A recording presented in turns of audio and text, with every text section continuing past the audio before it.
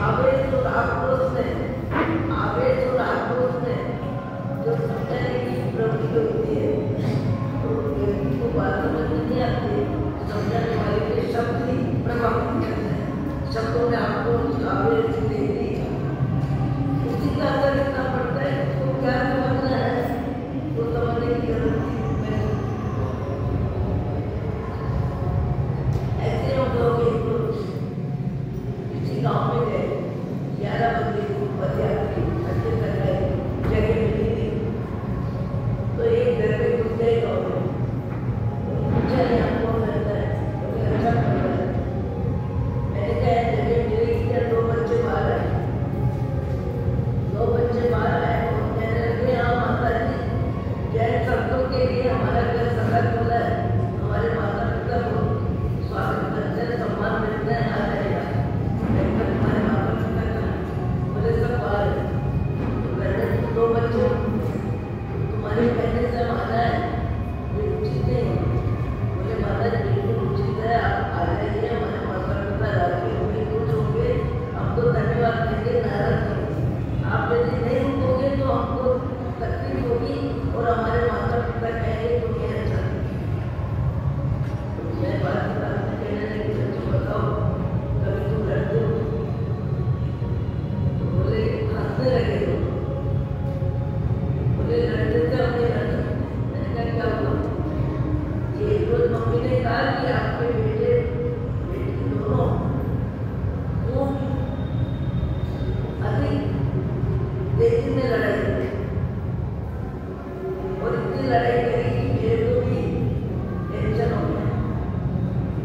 बोले ठीक है। दूसरे दिन पत्नी को कहा मेरे उपवास करें। पत्नी कहने लगी उपवास करने की क्या जरूरत है, ऐसे समझा। बोले समझाने के अपने अपने तरीके होते हैं, मुझे उपवास करना है। पत्नी कहने लगी मैं भी उपवास करूँगी। जब दोनों के उपवास की चर्चा घर में हो गई और बच्चों ने सुना कि हमने कल झगड़ा किया, लड़ाई करी, बहन भाई लड़े, इससे हमारे माता पिता आज उपवास कर रहे हैं और प्रायश्चित को दे रहे हैं। बच्चों ने बहुत कोशिश करी, बहुत कोशिश करी, पापा वैसा नहीं होगा, मम्मी वैसा नहीं होगा। मम्मी को पूछना हो गया। बच्चे कहने लगे जब आप उपवास कर रहे हैं तो हम भी उपवास करें, हम भी उपवास करें। तो पिता कहते क्या हो गया उपवास करेंगे? एक दिन का उपवास मामूली बात है, जैन समाज में तो 10 वर्ष 12 वर्ष के बच्चे 3 उपवास करेंगे। आज यहाँ जो हमारे सरकारी विभाग में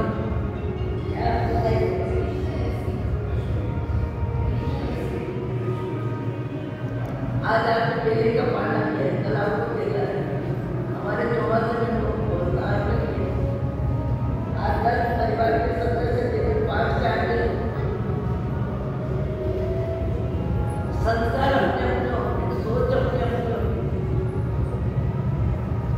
तो उस समय माता पिता ने बहुत कोशिश करी,